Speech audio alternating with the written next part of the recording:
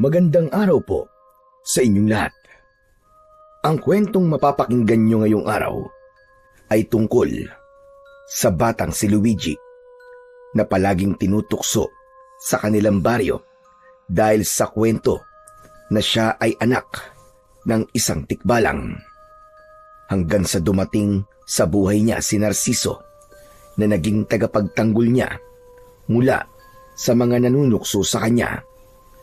Sa pag-atake ng isang aswang sa bahay ni na Luigi, ay doon na ipinagtapat ng kanyang lola Luisa ang katotohanan. Ibinigay nito kay Luigi ang kinintuang buhok ng tikbalang na nagbigay sa kanya ng proteksyon. Ngunit hanggang saan kayang protektahan ng ginintuang buhok ng tikbalang ang batang si Luigi? Kaya rin ba siya nitong proteksyonan mula sa mga taong may hindi magandang intensyon sa kanya? Ngunit bago po ang lahat mga idol, huwag po nating kalimutang mag-subscribe at i-hit ang notification bell sa aking YouTube channel na The Voice Addict at Apong Isak para sa mas marami pang makapigil hiningang kwentong aswang at katatakutan mula sa mundo ng kababalaghan. Umpisahan na po natin ang kwento. Mag-isang naglalaro sa loob ng kubo ang 11 taong gulang na bata na si Luigi. Nilalaro niya ang lumang laruang truck at robot na napulot niya sa basurahan nung isang araw. Mas masaya sana kung sa labas siya naglalaro kasama ang ibang mga bata, pero pinagbawalan na muna siya ng kanyang lola Luisa na makipaglaro sa mga bata sa baryo nila dahil madalas ay umuuwi siyang umiiyak dahil sa panunukso ng mga yon sa kanya. Maya-maya pa ay narinig ni Luigi ang pagtawag ni lola Luisa sa kanya mula sa likod ng bahay. Huminto muna siya sa paglalaro at pinuntahan niya ang lola niya na abala sa paglalaba sa tabi ng balon. Bakit po, Lola? Kumuha ka na nga muna ng pera roon sa bulsa ng palda ko na nakasabit sa likod ng pinto. Bumili ka ng 1 kilong bigas doon sa tindahan. Tapos magsaing ka na rin dahil tanghali na pala. Sige po, Lola. Ay, sandali. Oo nga pala. Baka sa lubong mo na naman sina Owen sa labas, ha? Tapos tuksuhin ka na naman. Ikaw na lamang ang umiwas. Lawakan mo na lamang ang pag-unawa mo sa mga batang hindi natuturuan ng magagandang asal ng kanilang mga magulang. Sige na. Kahit naman po anong iwas ko kina Owen, sila pa rin po ang lumalapit sa akin. Kaya wala pong silbi ang pag-iwas ko sa kanila. Basta, iwasan mo na lang sila, apo. Lahat ng sasabihin nila ay ipasok mo sa kaliwan tenga mo, tapos labas sa kanan. Sige na, bumili ka na ng bigas, apo. Kumilos na si Luigi. Kumuha siya ng pera at naglakad papunta sa malapit na tindahan. Nagpasalamat siya dahil hindi niya nakita si Owen at ang mga kaibigan nito na paborito siyang tuksuin. Naglalakad na siya pauwi nang sandali siyang napahinto dahil nakita niya si Owen na makakasalubong niya. Agad nang umisi si Owen nang makita si Luigi. Kinabahan si Luigi sa ngising yun ni Owen. Ramdam niya na tutuksuhin na naman siya nito. Ganun pa man, nagkunwari siyang hindi niya ito nakita at nagpatuloy siya sa paglalakad ng mabilis. Pero humarang si Owen sa harap ni Luigi. Iiwasan niya sana ito, pero kahit saan siya humakbang ay patuloy na humaharang si Owen. Sandali lang! Bakit parang nagmamadali kayo ata, Luigi, ha? Kailangan ko na kasing umuwi kasi magsasaing pa ako. Hindi mo ba nakikitang may dala akong bigas? Aba, ang dami mo yatang biniling bigas. Bakit?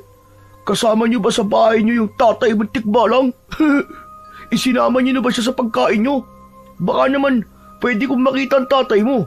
Kasi hindi pa ako nakakakita ng totoong tikbalang eh. Hindi na lang nagsalita si Luigi dahil naalala niya ang bilin ni Lola Luisa. Lalagpasan na sana niya si Owen pero mahigpit nitong hinila ang kanyang braso. Nabitiwan ni Luigi ang bigas at nalaglag yun sa lupa. Nasira ang kinalalagyan na plastik ng bigas at kumalat yun sa lupa. Lagot! Ang bigas namin! Uy, hindi ko kasalanan yan ha. Ikaw ang nakabitiw sa bigas niyo. Kung di mo sana inila ang braso ko, hindi ko yan mabibitiwan. Talagang sinisi mo pa ako ha. Gusto mo ba lagyan kita ng black eye? Makaalis na nga dito. Baka magsumbong ka pa sa tatay mong tikbalang eh. Diyan ka na. Nagmamadaling umalis si Owen habang si Luigi naman ay yumukod at pilit na inilagay ang natapon na bigas sa sirang plastik. Lagot, yari ako kay Lola nito. Paniguradong pagagalitan niya ako. Si Owen talaga oh. Wala na siyang ginawang maganda. Kahit may kasamang lupa, ay dinala pa rin ni Luigi ang bigas sa kanilang bahay. Dumiretso siya sa likod, kung saan naroon pa rin si Lola Luisa at naglalaba. Nanlaki ang mga mata ng matandang babae nang makita si Luigi. Naghugas ng mga kamay si Lola Luisa, saka lumapit sa batang si Luigi. Ano nangyari sa bigas natin? Lola, si Owen po kasi. Tinukso na naman po niya ako tapos nung aalis na po ako, ay hinila niya po ako sa braso kaya yun po. Nabitiwan ko po itong bigas. Sorry po Lola, hindi ko po sinasadya. Wala ka dapat na ihingi ng tawad sa akin. Ang Owen na yon ang may kasalanan. Ang mabuti pa siguro ay magpunta na ako sa bahay nila para maisumbong ko sa nanay niya. Dapat kasi na pagsasabihan ng batang yon at baka sakaling magbago pa ang pag-uugali. Wag na po Lola, wag na po. At bakit mo naman ako pinipigilan? Eh kasi po, papaluin si Owen ng nanay niya kapag nagsumbong po kayo.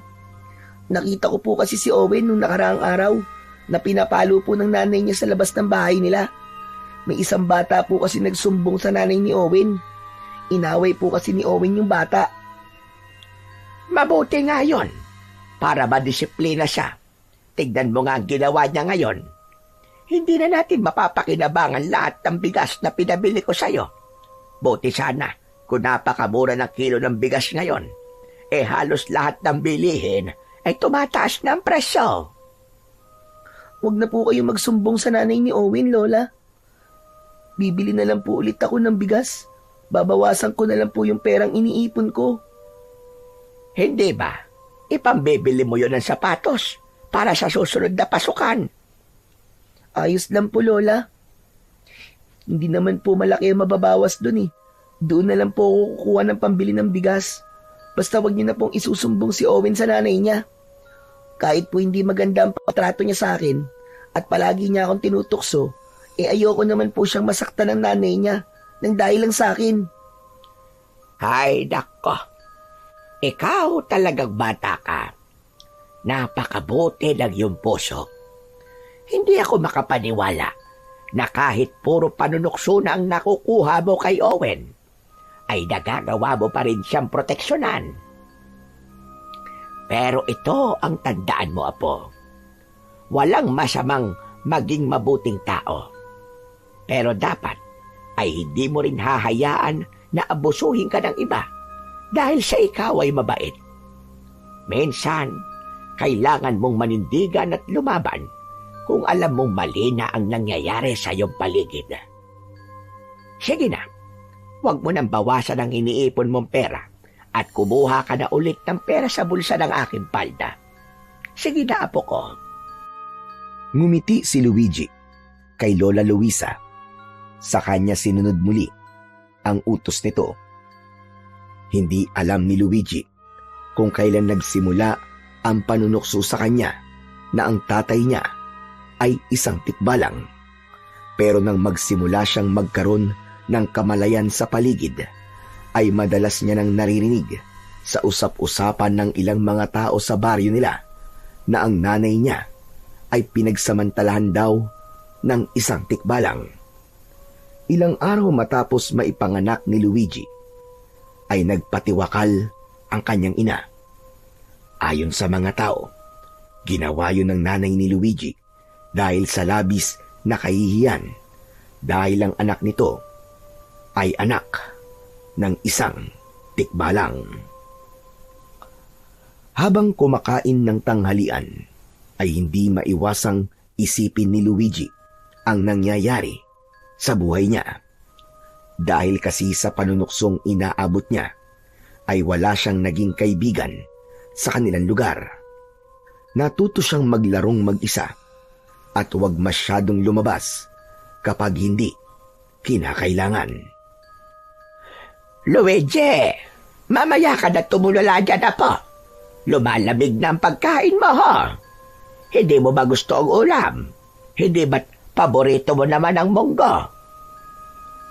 Hindi naman po dahil sa ulam natin eh. Kaya ako tahimik, Lola. Iniisip ko lang po kasi yung panunukso sa akin na tikbalang daw po ang tatay ko. Lola, totoo po ba yun? Tikbalang po ba talaga ang tatay ko?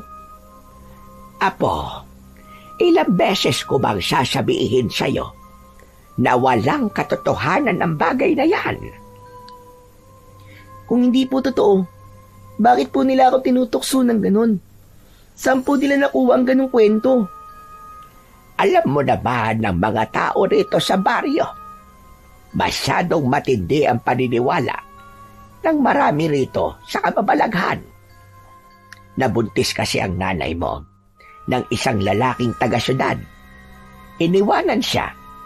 Nakita ng mga tao na lumalaki ang tiyan ng nanay mo at alam ng lahat na wala siyang nobyo.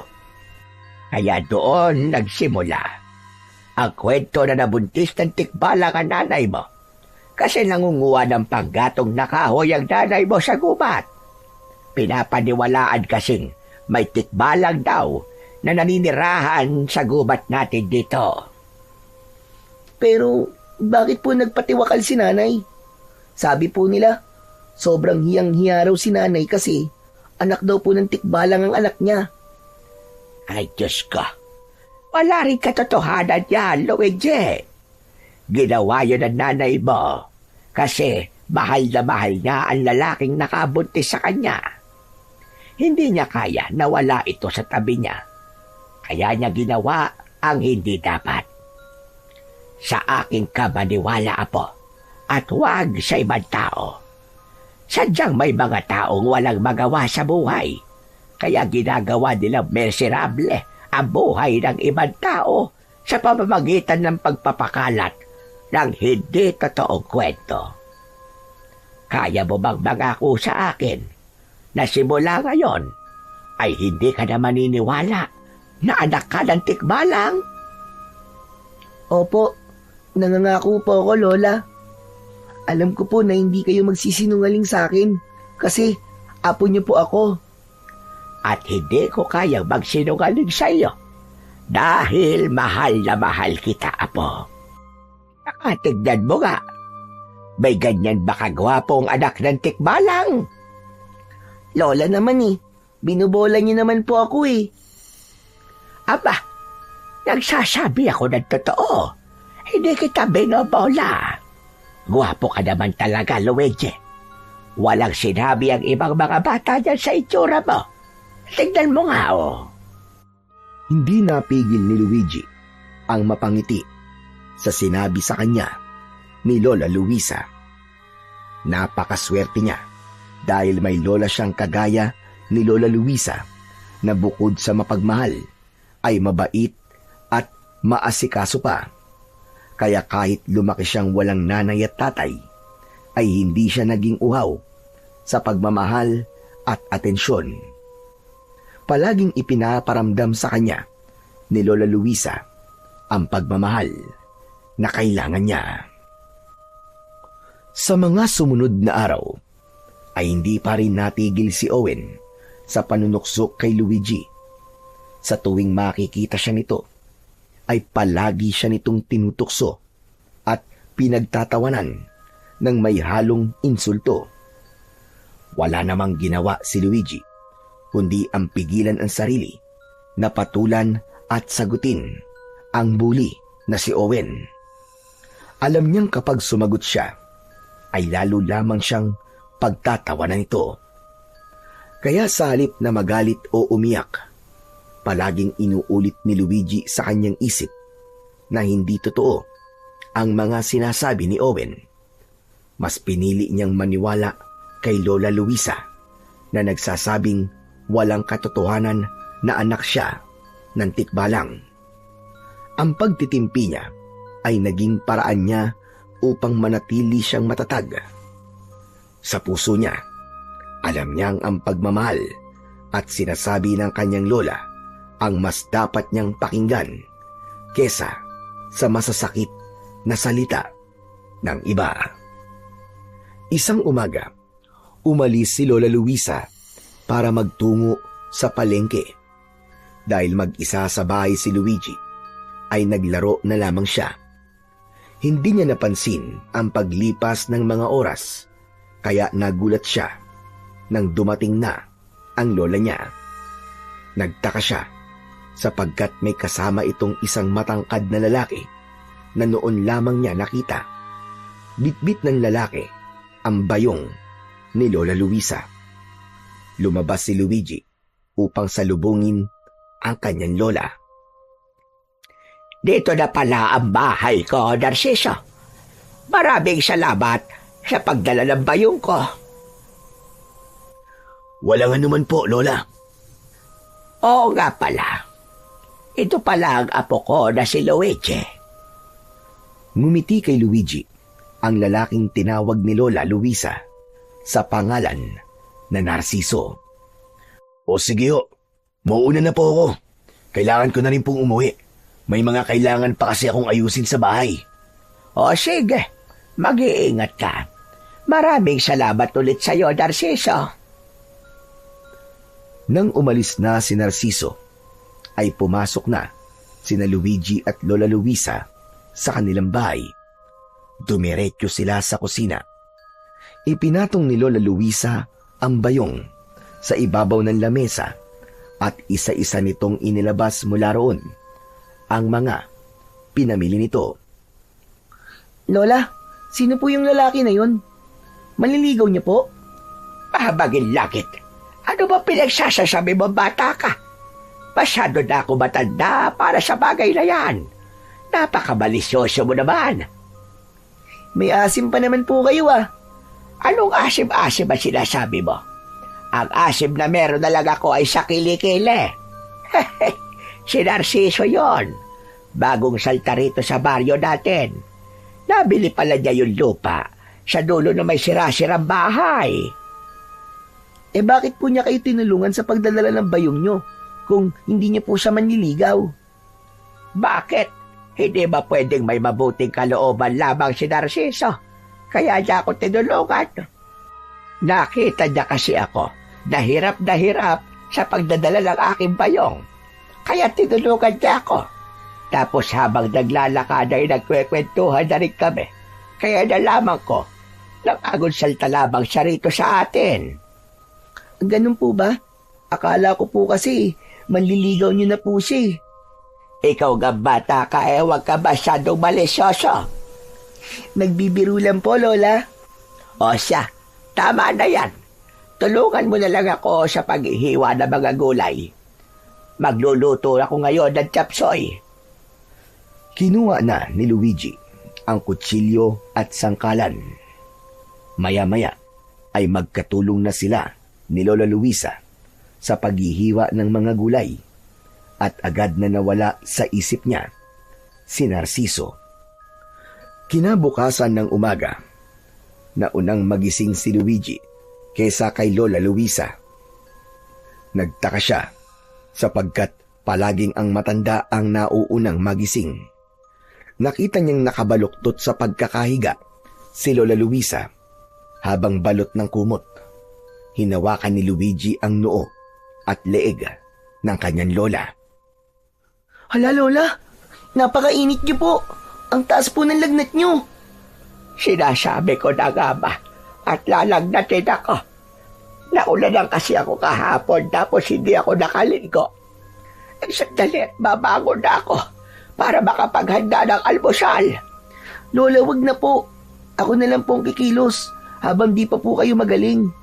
Baka po mas lalong lumala ang lagnat niyo kapag nagkikikilos po kayo eh. O siya, sige apo. Bumili ka na lamang ng pandesal doon sa panaderia. Tapos dumaan ka kay Simang at manghingi ka doon ng dahon ng lagundi.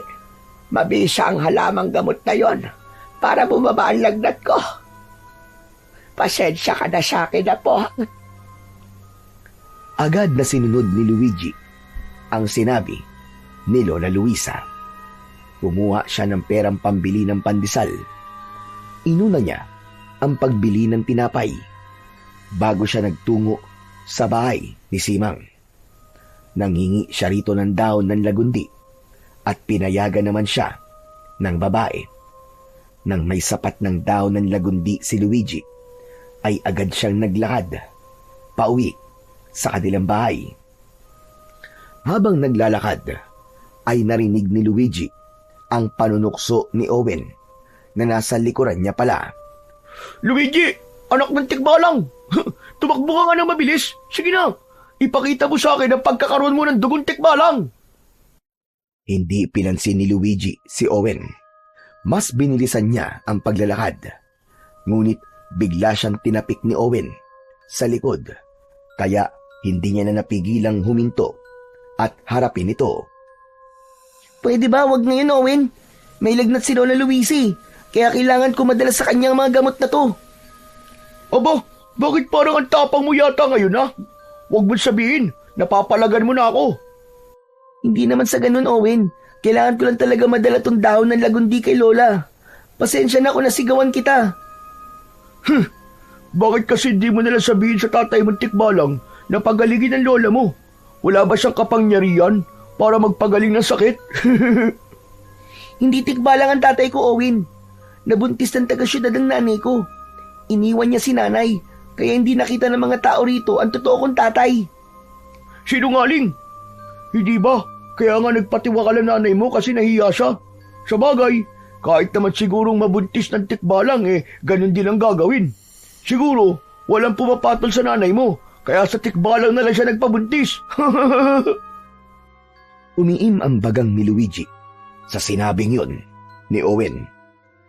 Pinilit niyang wag magalit, pero hindi niya kayang palampasin ang pag-iinsultong ginawa ni Owen sa nanay niya. Bawiin mo ang sinabi mo. Hindi malandi ang nanay ko.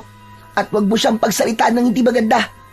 Irespeto mo ang kaluluwa niya. Bawiin mo ang sinabi mo tungkol sa nanay ko. Bawiin mo!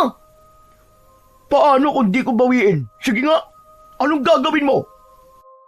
Akmang susuntukin ni Owen si Luigi nang biglang dumating si Narciso.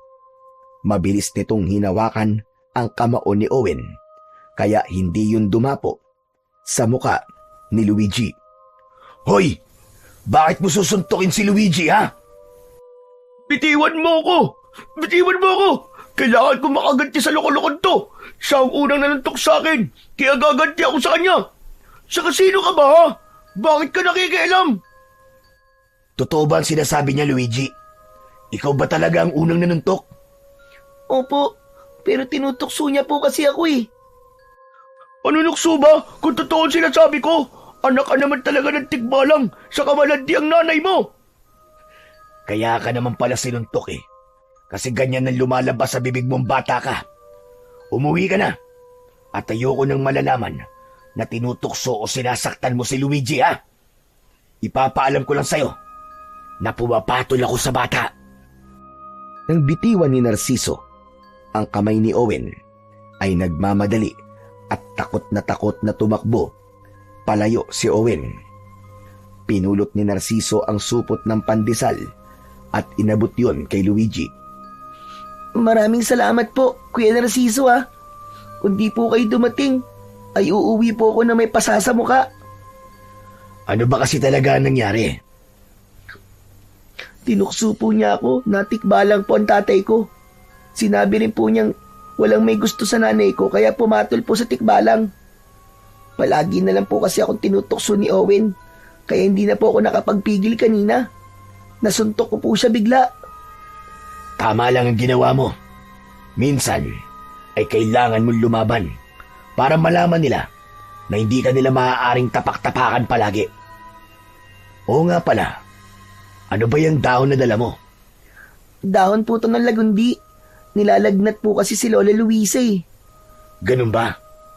Ang mabuti pa ihahatid na kita sa bahay nyo at baka inaabangan ka ng Owen na yon.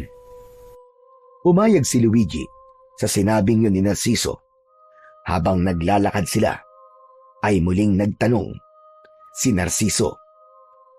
Curious lang ako, Luigi. Totoo ba yung tinutukso sa'yo? Na anak ka raw ng tikbalang? Naku, hindi po. Gawa-gawang kwento lang po yun ng mga tao rito sa amin. Saka kung anak po ko ng tikbalang, hindi po sana ako mukhang tao, di ba? Sa bagay, may punto naman ang sinabi mo. Kumusta na pala si Lola Luisa?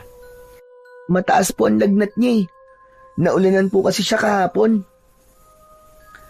Maya-maya pa ay nakarating na sina Luigi sa bahay. Aalis na sana si Narciso pero agad itong pinigilan ni Luigi. Kuya, huwag po muna kayong umalis. Saluhan niyo po kami ni Lola sa almusal para po makabawi po ako sa pagliligtas niyo sa akin kanina. Aba, hindi ko tatanggihan yan. Mabuti at makakalibre ako ng almusal. Pasok po kayo rito sa loob. Maupo na muna kayo sa kusina at tatawagin ko lang po si Lola Luisa. Pumasok na si Narciso at nagtungo sa kusina. Pinuntahan naman ni Luigi si Lola Luisa sa maliit nilang silid. Inalalayan niya ito sa pagtayo. Bagyang nagulat si Lola Luisa nang makita si Narciso. Magandang umaga po, Lola. May sakit daw po kayo, sabi ni Luigi. Aba, meron nga. Tumatanda na talaga ako. Madali na akong kapitan ng sakit. Lola, dito po mag-aalmusal si Kuya Narciso. Iniligtas po niya kasi ako kanina kay Owen. Ano ka ma? Paano iniligtas? Inaway ka na naman ba ng Owen na yon? Nakita ko po kasi nasusuntukin ng Owen si Luigi, kaya lumapit po agad ako para pigilan si Owen. Tapos sininda ko na rin po si Owen para hindi niya naawayin at tuksuin si Luigi. Lola, sorry po. Kasi hindi ko po sinunod yung bilin niyo. Nasuntok ko po kasi si Owen kasi grabe na po ang panunukso niya Sinabi po niyang malandi si nanay, kaya hindi ko na po napigilan ang sarili kong lumaban. Naiintindihan ko ang ginawa mo, Apo. Pero hindi ibig sabihin na sinabi ko sa iyo na minsan ay kailangan mong lumaban ay karahasan na ang pipiliin mong paraan sa paglaban. Pero hayaan mo na. Nangyari na, kaya wala na tayong magagawa. Ang mabuti pa ay mag-almusal na tayo. Salamat pala sa pagliligtas sa apo ko, Narciso. Walang anuman po, Lola Luisa. Bago kumain, ay nagpaapoy muna si Luigi sa kalan. Isinalang niya roon ang kalderong may tubig at dahon ng lagundi para pagkatapos mag-almusal ay makakainom na kagad ng gamot si Lola Luisa. Maya-maya pa ay magkakasama ng nag-almusal ang tatlo. Oo nga pala, Narciso. Bakit mo pala napiling manirahan dito? Masyado na po kasi magulo ang buhay sa Maynila. Kaya naghanap po ako ng lugar na malayo sa kabiasnan. At dito ako napunta. Anong magulo ang sinasabi mo? Mahirap pong ipaliwanag Mahaba pong kwento. Paano ang trabaho mo sa Maynila? Panigurado may trabaho ka roon. May maliit po akong negosyo roon. pero pinahawa ko po muna sa kapatid ko. Kaya kahit po nasa malayo ko, ay tiwala po ko na hindi babagsak ang negosyo ko. Mukhang maayos pala ang buhay mo. Nakakatuwa naman na pinili mong manirahan sa ganitong klase ng lugar. Maganda naman po rito sa baryo nyo, Lola eh. Tahimik pa. Hindi gaya sa syudad na napakaingay. Sa tingin ko nga po, dito na ako maninirahan talaga eh. Kahit wala pa akong 1 linggo rito, ay nagustuhan ko na po kagad dito. Tapos, eto nga po, nagkaroon po kagad ako ng kakilala. Kayo po, saka si Luigi. Maraming salamat po sa inyo. Ay nako, kami ang dapat na magpasalamat sa iyo. Kasi parehas mo na kaming tinulungan ng apo ko. Basta kapag naiinip ka at kailangan mo ng kausap, ay magtungo ka lang rito sa aming bahay. Bukas ang pinto namin para sa iyo, Narciso. Mula ng araw na ipagtanggol, si Luigi ni Narciso ay madalas na itong pumupunta sa bahay nila. Sa bawat pagbisita ni Narciso, ay palagi itong may dalang kwento kay Luigi tungkol sa buhay sa syudad. Si Lola Luisa naman ay natuwa rin dahil bukod sa mga kwento ay palagi ring may dalang pagkain si Narciso. Minsan ay prutas, kung minsan ay tinapay, at kung minsan ay ulam na ito mismo ang nagluto. Dahil sa kabutihang ipinakita ni Narciso, ay mabilis silang naging malapit dito. Sa maikling panahon, ay naging parang bahagi na ito ng kanilang pamilya. Isang umaga, nagtungo si Narciso sa bahay ni na Luigi. Wala si Lola Luisa ng mga panahong yon dahil nasa palengke ito. 2 araw lamang ang lumipas ay gumaling na kagad si Lola Luisa sa sakit nitong lagnat. Napahinto sa paglalaro si Luigi upang harapin si Narciso. Kuya, ang aga mo naman. Wala si Lola eh, nasa palengke siya. Bumibili siya ng sangkap para sa ibibenta niyang biko mamaya. Ah, ganun ba? Naiinip kasi ako sa bahay eh. May alam ka bang pasyalan dito? Ayoko kasing mamasyal ng mag-isa at baka kung saan ako mapunta. Alam mo na, baka maligaw ako rito. May malinis na batis sa loob ng gubat, kuya. Pero hindi kasi ako pinapapunta ron ni Lola kasi meron daw tikbalang dun eh. Batis? Alam mo, nakakahiyamang sabihin pero sa edad kong to, ay hindi pa ako nakakakita ng batis eh. Gusto kong makita ang batis sa sinasabi mo. Pero baka mapagalitan ako ni Lola Luisa kapag nagpunta ako ron eh. Hindi naman natin sasabihin sa kanya eh. Mabilis lang tayo, promise. Gusto ko lang talagang makita yung batis sa sinasabi mo. Baka magpakita sa atin yung tikbalang sa gubat, kuya. Kasama mo naman ako eh. Wala kang dapat ikatakot. Ano? Tara na. Gusto ko lang malaman ang daan papunta ron para sa susunod. Kahit ako na lang ang mag-isang pupunta. Sige na nga. Sandali lang at sasarado ko lang po ang bahay namin, kuya. Isinarado muna ni Luigi ang bahay nila. Saka sila naglakad ni Narciso papunta sa gubat. Habang naglalakad, ay hindi naiwasan ni Luigi ang kabahan. Noon pa man kasi ay mahigpit ng bilin ni Lola Luisa na huwag siyang magtutungo sa gubat dahil may nakita roong tikbalang. Ayon sa mga kwento, maraming tao na ang iniligaw ng tikbalang sa gubat.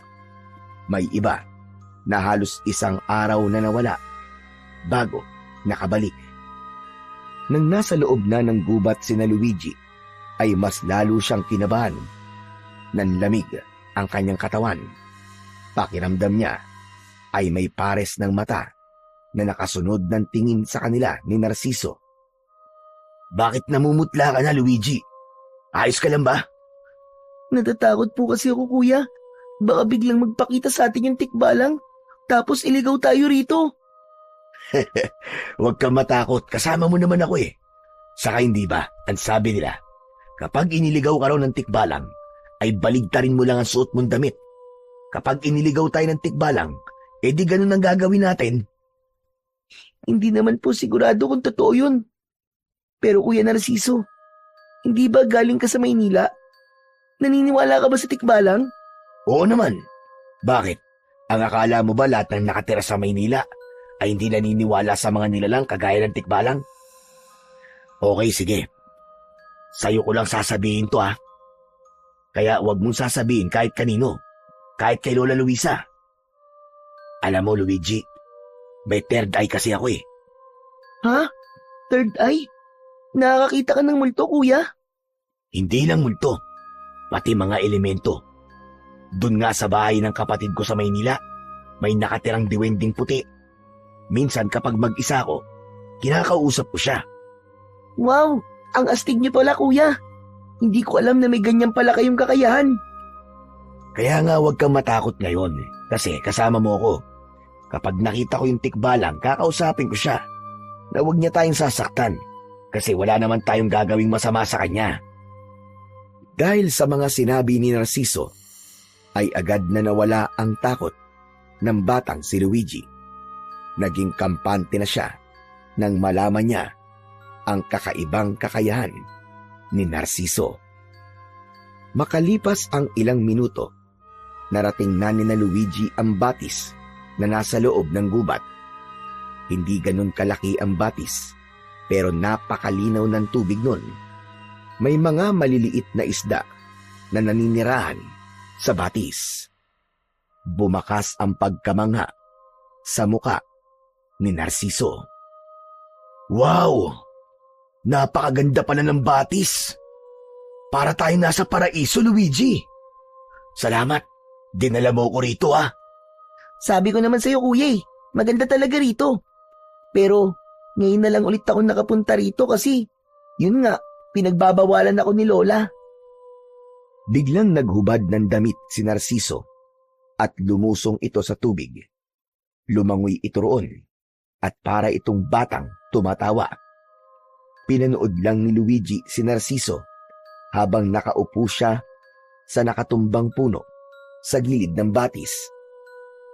Luigi, halika! Maligo ka na rin! Ang sarap ng tubig, ang lamig! Ikaw na lang, Kuya.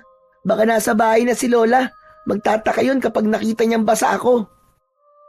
Nagpatuloy si Narciso sa paglangoy sa batis. Nang mapagod ito, ay umahon na ito at tumabi kay Luigi. Hindi nakapagsisisi na pumunta ako sa lugar na to. Siguro'y napakarami pang magandang lugar dito na nagtatago lang. Yung bundok dito, Kuya, maganda rin. Magandang tanawin kapag nasa tuktok ka na. Minsan nga, may mga tao mula sa ibang lugar na umaakyat doon. Sa sunod, gusto ko rin makaakyat doon. Pero Kuya, hindi ba nakakakita ka ng hindi nakikita ng normal na mata? Nakikita mo ba yung tikbalang na sinasabi nila na nakatira rito sa gubat? Hindi ko naman siya nakikita. Hindi ko rin siya nararamdaman. Baka kasi hindi totoo na may tikbalang dito. Ewan ko, Kuya. Bata pa lang kasi ako'y naririnig ko na ang kwentong yun na may nakatira daw puntik balang dito. O baka naman nasa ibang parte siya ng gubat kaya hindi mo siya nakikita at nararamdaman. Siguro nga. Pero dito sa paligid natin, wala siya rito. Teka, may tatanong pala ako sa iyo, Luigi. Tutal, nasa tikbalang na ang usapan natin. Ano po yun, Kuya? Paano nga kung totoong anak ka ng tikbalang? Anong mararamdaman mo? Ano? Hindi naman talaga ako anak ng tikbalang, Kuya . Paano nga lang, di ba? Kumbagay, kunwari lang. Ewan ko. Hindi ko alam kung paano ko sasagutin ang tanong mo, Kuya. Pero hindi talaga tikbalang ang tatay ko. Ang sabi ni Lola ay taong tatay ko. Bakit mo naman naitanong yan, Kuya? Wala lang. Parang ang astig kasi kung tikbalang ang tatay mo . Malay mo, may kakaiba ka ring kakayahan gaya ng sa isang tikbalang. O kaya, meron siyang iniwan na bagay na magagamit mo balang araw, di ba? Biglang natahimik ang batang si Luigi sa sinabing yun ni Narciso, ay bigla siyang napaisip na ano nga kaya ang mangyayari kung totoong anak siya ng isang tikbalang. Hindi nagtagal ay inaya na si Luigi ni Narciso na umuwi. Pagkarating niya sa kanilang bahay ay patuloy pa ring nag-iisip si Luigi tungkol sa pinag-usapan nila ni Narciso sa gubat. Kinagabihan, mahimbing nang natutulog si Luigi sa tabi ni Lola Luisa.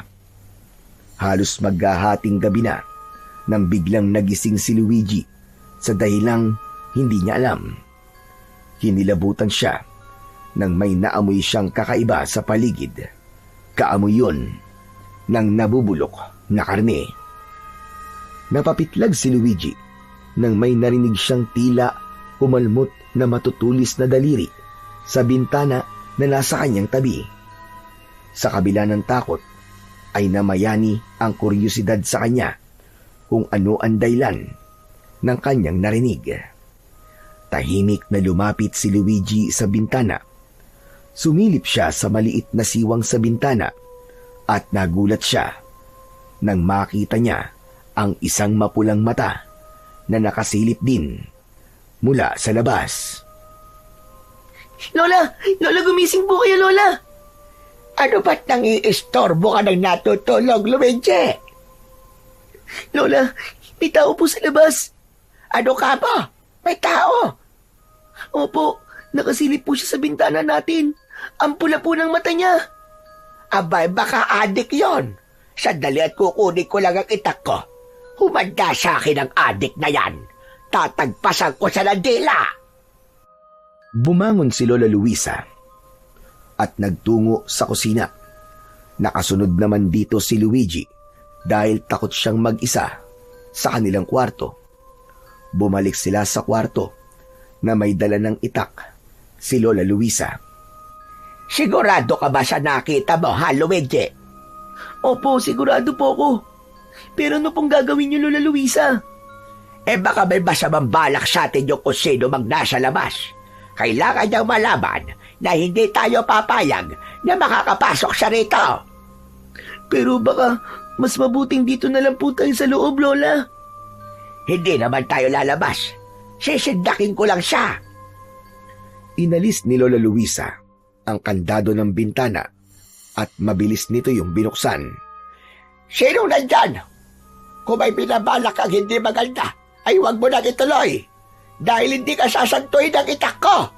Lalaslasing ko, lalamunan mong lintik ka. Walang sumagot sa pagsigaw na yon ni Lola Luisa. Nanginginig naman sa takot si Luigi habang nasa likod ng lola niya. Mabigat pa rin ang kanyang pakiramdam. Dumungaw si Lola Luisa sa bintana, saka ito tumingin sa labas.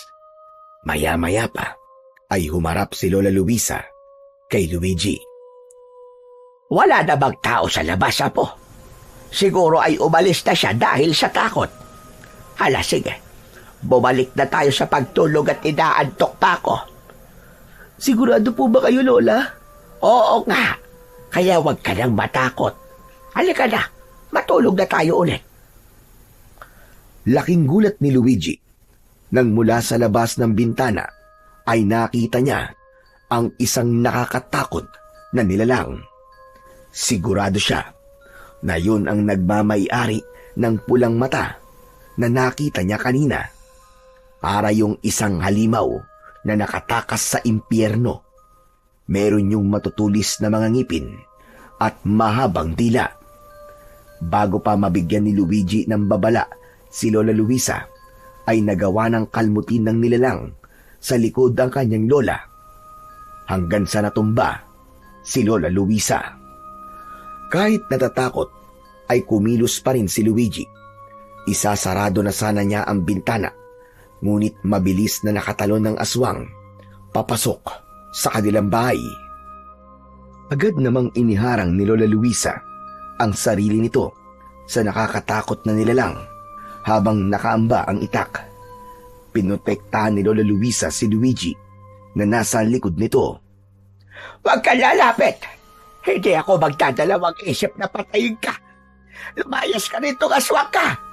Hindi ako natatakot sa'yo! Nang sandaling yon, ay isang bagay lang ang naisip gawin ni Luigi. At yun ay ang humingi ng tulong sa mga kapitbahay nila. Paulit-ulit siyang sumigaw ng malakas habang humihingi ng saklolo.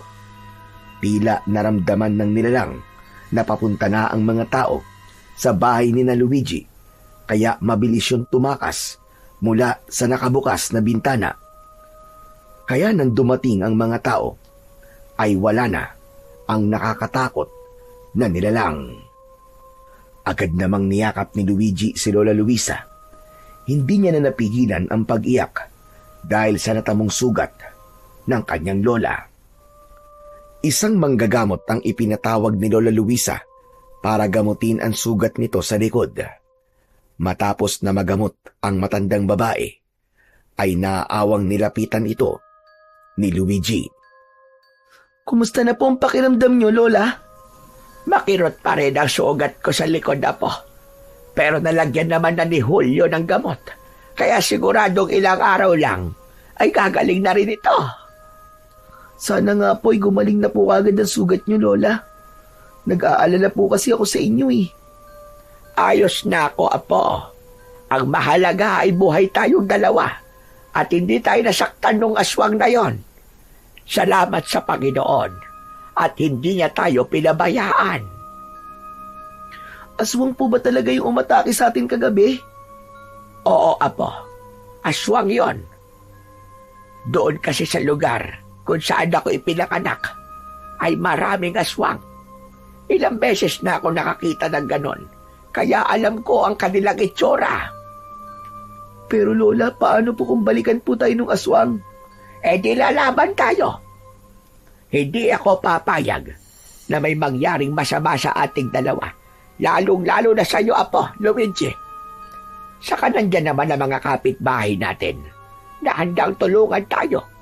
Hindi ba't nang marinig nila ang sigaw mo, ay nagpunta kagad sila rito? Sa gitna ng pag-uusap ni na Luigi at Lola Luisa, ay dumating ang nag-aalalang si Narciso. Umupo ito sa tabi ni Lola Luisa at hinawakan ang kamay ng matanda. Lola, totoo po ba ang kwentong nakarating sa akin? Inatake raw kayo ng isang aswang kagabi at nasugatan kayo? Napakabilis talagang kumalat ng balita sa lugar na ito. Oo, totoo yon. Inatake nga kami ng aswang at nagawa pa niyang makapasok dito sa aming bahay. Kumusta po kayo? Ikaw, Luigi, nasugatan ka rin ba? Ayos lang po ako, kuya. Hindi po ako nasaktan ng aswang. Pero si Lola po, nakalmot siya ng aswang sa likod. Mabuti na nga lang po at hindi malalim ang sugat niya. Mas makakabuti siguro kung magpunta tayo sa ospital, Lola. Dapat ay matignan ng doktor ang sugat nyo. Hindi na kailangan, Narciso. Nagamot na ako ni Julio. Okay na yon. Kilala yung magaling na manggagamot dito. Isa pa, mas malaki ang gastos kapag sa ospital pa ako nagpagamot. Sigurado po ba kayo, Lola? Sigurado ako. Salamat sa pag-aalala mo, Narciso. Ano po bang nangyari? Bakit po kayo inatake ng aswang? Nagising kasi itong si Luigi tapos sumilip siya sa bintana. May nakita daw siyang kulay pulang mata, kaya inakala ko na adik. Sisindakin ko sana gamit ang itak, kaya binuksan ko ang bintana. Ayon, doon na kami inatake ng aswang pagtalikod ko. Ibig po palang sabihin meron pong aswang dito sa baryo nyo. Sa totoo lang ay hindi ko rin alam, Narciso. Napakatagal ko nang naninirahan sa baryong ito. Pero ngayon lang ako nakakita ng aswang dito. Kaya simula ngayon ay mag-iingat na tayong lahat dahil hindi natin alam kung kailan muling aatake ang aswang na yon o kung sino ang sunod niyang bibiktimahin. Tahimik lang na nakikinig si Luigi sa pag-uusap ni na Lola Luisa at Narciso. Ngunit ang takot sa kanyang dibdib ay mas lalong tumitindi. Pakiramdam niya ay hindi pa yon ang huling beses na makakaengkwentro nila ang aswang na umatake sa kanilang bahay noong nakaraang gabi. Pagsapit ng gabi ay muling nakaramdam ng takot si Luigi. Pagkatapos nilang maghapunan ay naglagay ng asin si Lola Luisa sa gilid ng pinto at bintana. Lola, takot po ba sa asin ang aswang? Kaya po kayo naglalagay nun sa pinto at bintana? Oo, apo, tama ka. Takot sila sa asin. Pero depende pa rin sa aswang. Kapag siguro yung matataas na uri ng aswang, ay may posibilidad na walang epekto sa kanila ang asin. Kung ganun po, hindi po tayo sigurado na hindi na tayo mapapasok ng aswang. Ganun na nga. Pero mas mabuti nang may gawin tayo kesa sa wala. Lola, sa totoo lang po natatakot pa rin ako. Pakiramdam ko po talaga ay babalikan po tayo ng aswang. Ayoko pa po mamatay. Ayoko rin po mamatay kayo kasi kapag nangyari yun, mag-isa na lang po ako sa buhay. Hindi ko po kayang mawala kayo, Lola. Ayoko pong mangyari yun. Hindi agad nakapagsalita si Lola Luisa sa sinabing yun ni Luigi. Bakas ang takot at pag-aalala sa muka ni Luigi dahil simula nang may aswang na umatake sa kanila ay doon niya napagtantong hindi na sila ligtas. Pumasok si Lola Luisa sa kanilang kwarto. Makalipas ang ilang sandali ay binalikan nito si Luigi. May dalang telang pula ang matandang babae. Naiintindihan ko ang takot na nararamdaman mo, apo. Kahit ako ay natatakot sa kung ano ang mga susunod na mangyayari sa atin. Tama ka. May posibilidad nga na bumalik ang aswang na yon.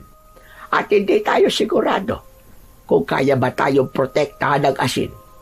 Kaya naisip ko na ito na ang tamang panahon para malaman mo ang buong katotohanan.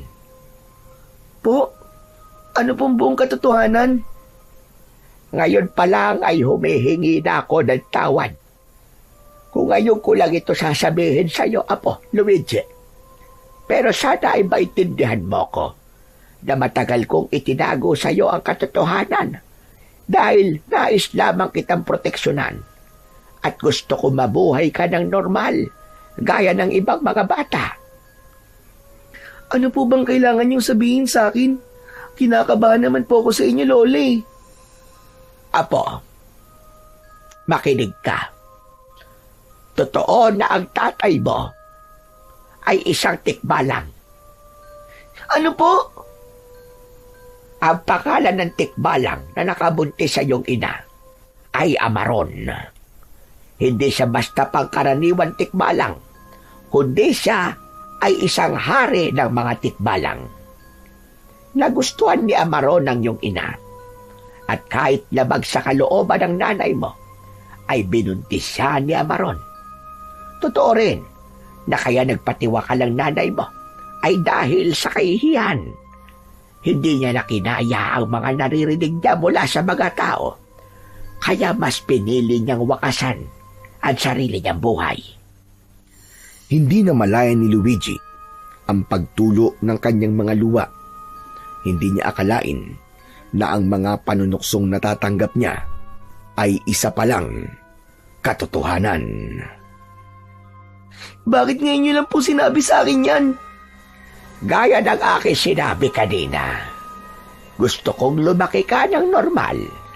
Ayokong isipin mo na iba ka sa mga batang nandito sa ating baryo. Pero dahil sa nangyaring pag-atake ng aswang sa atin, ay napagtanto kong wala na akong magagawa, kundi ang sabihin sa iyo ang totoo. Binuksan ni Lola Luisa ang pulang tela. Sa loob nun ay maraming hibla ng buhok na kulay ginto. Sa tansya ni Luigi ay 3 dangkal ang haba ng mga buhok. Ang buhok na ito ay ang ginintuang buhok ng iyong amang tikbalang. Siya mismo ang nagbigay sa akin ito, Apo, matapos mamatay ng iyong ina. Ang sabi sa akin ng iyong tatay ay ibigay ko to sa iyo sa takdang panahon. Kailangan mo itong itali sa kahit na anong parte ng iyong katawan dahil ang ginintuang buhok na ito ang magbibigay sa iyo ng proteksyon laban sa mga aswang. Alam ni Abaron na magiging mainit ka sa mata ng mga aswang dahil ikaw ay kalahating tao at kalahating tikbalang. Alam ng mga aswang na kapag lumaki ka, ay kusang lalabas ang mga kakaiba mong kakayahan at magiging malaking banta ka sa mga aswang. Ang ibig niyo po ba sabihin, yung aswang po na umatake sa akin, ay ako talaga ang pakay niya? Gusto niya po niya akong patayin? Tama ka. Hindi ko alam kung paano nila nalaban na anak ka ng isang tikbalang apo. Pero sigurado ko na kumikilos na ang mga aswang para patayin ka bago ka pa tumuntong sa edad kung saan lalabas na ang mga kakayahan na meron ka dahil sa tatay mong hari ng mga tikbalang. Kaya simula sa gabing ito, kailangan mo nang isuot ang ginintuang buhok ng tikbalang bilang proteksyon mo sa mga aswang. Akin ang kaliwa mong braso, apo. Inilapit ni Luigi ang isa niyang braso kay Lola Luisa kahit naguguluhan pa rin siya. Mahigpit na itinali ni Lola Luisa ang ginintuang buhok ng tikbalang sa braso ni Luigi. Siniguri nito na hindi yun matatanggal ng basta-basta. May kakaibang naramdaman si Luigi. Tila may kung anong enerhiya ang bumalot sa buo niyang katawan. Tila ba may maliliit na bultahe ng kuryente na kumikiliti sa kanyang balat. Tandaan mo, huwag mong hahayaan na mawala ang buhok na yan sa iyong braso at huwag mo rin hahayaan na makuha yan sa iyo ng iba. Nagkakaintindihan ba tayo? Opo. Muli akong humihingi ng pasensya sa iyo, apo. Patawad ko ngayon ko lang sinabi sa iyo ang katotohanan. Ang akala ko kasi ay hindi darating ang ganitong pangyayari sa buhay natin. Hindi naman po ako galit sa inyo, Lola. Nagulat lang po ako pero naiintindihan ko po kayo. Masyado po kayong maraming nagawang mabuti sa akin, Lola, para magalit po ako sa inyo. Maraming salamat, Luigi. Napakabait mo talagang bata, apo. Mahigpit na niyakap ni Lola Luisa ang batang si Luigi. Bagamat nagulat si Luigi na anak siya ng isang tikbalang, ay masaya siya dahil sa wakas ay nalaman niya na ang buong katotohanan. Pakiramdam niya ay unti-unti nang nabubuo ang kanyang pagkatao sa gabing yun.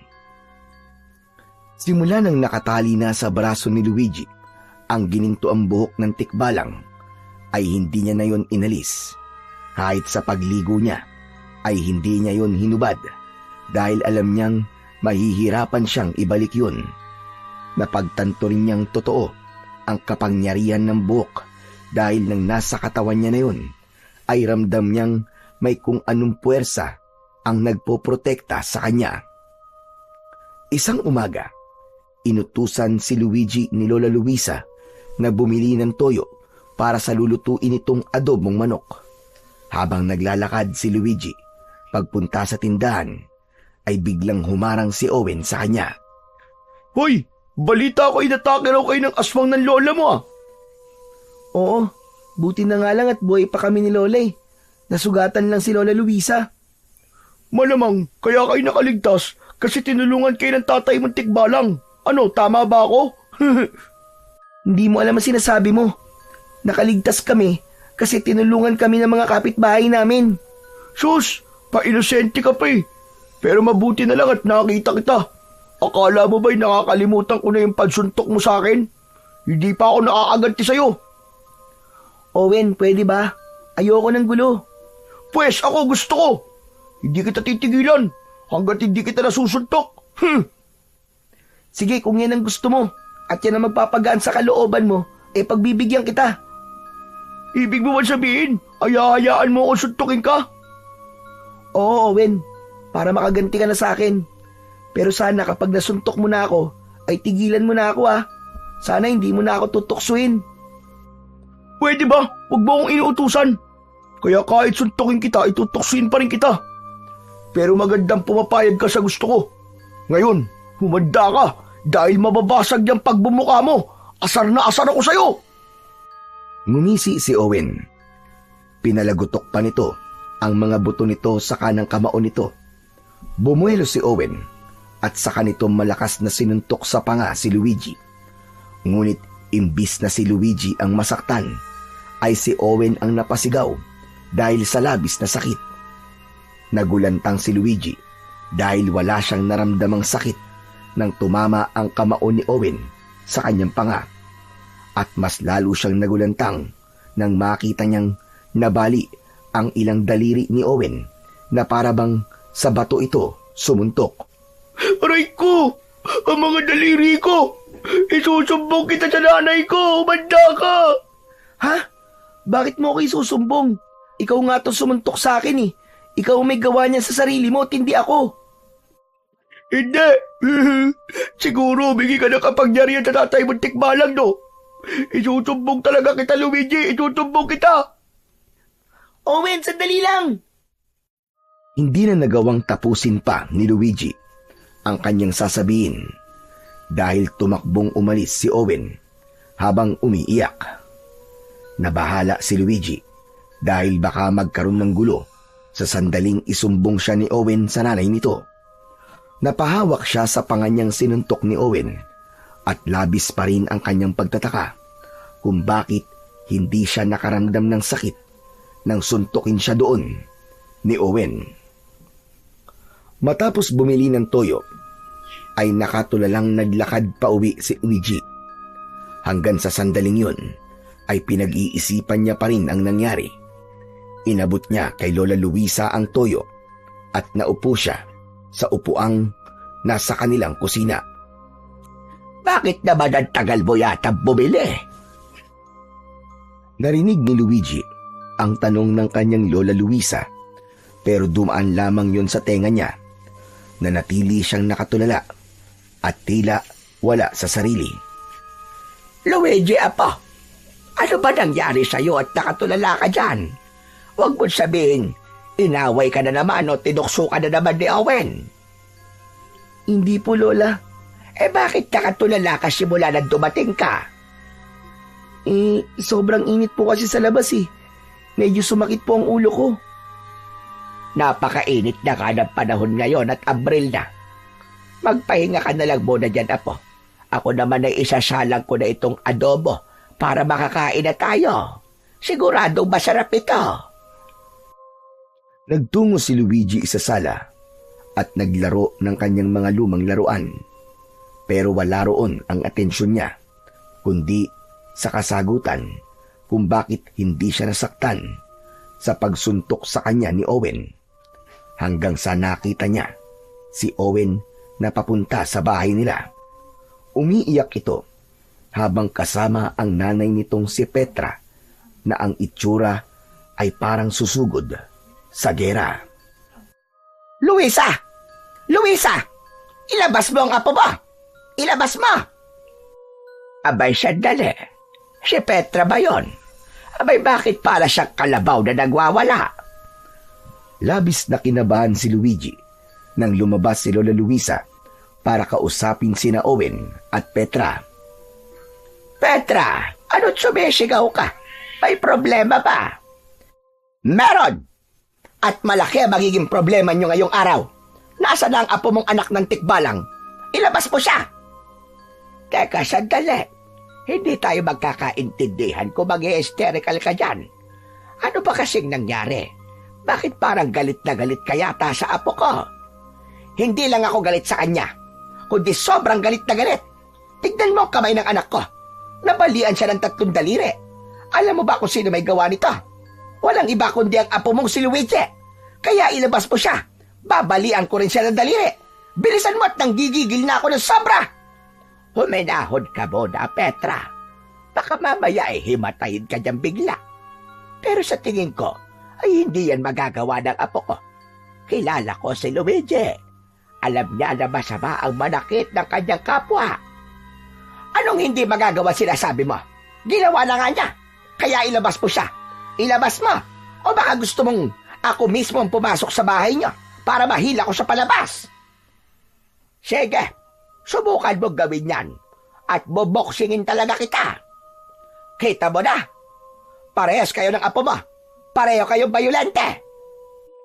Napagtanto ni Luigi na hindi titigil si Aling Petra hanggang hindi siya nito nakikita. Kaya kahit natatakot ay mas pinili na lamang niya na lumabas. Nakayuko siyang tumayo sa tabi ni Lola Luisa. Ayan! Sa wakas nagpakita ka na rin bata ka. Anak ka talaga ng tikbalang? Ano bang tumakbo sa utak mo at binali mo ang daliri ng anak ko, ha?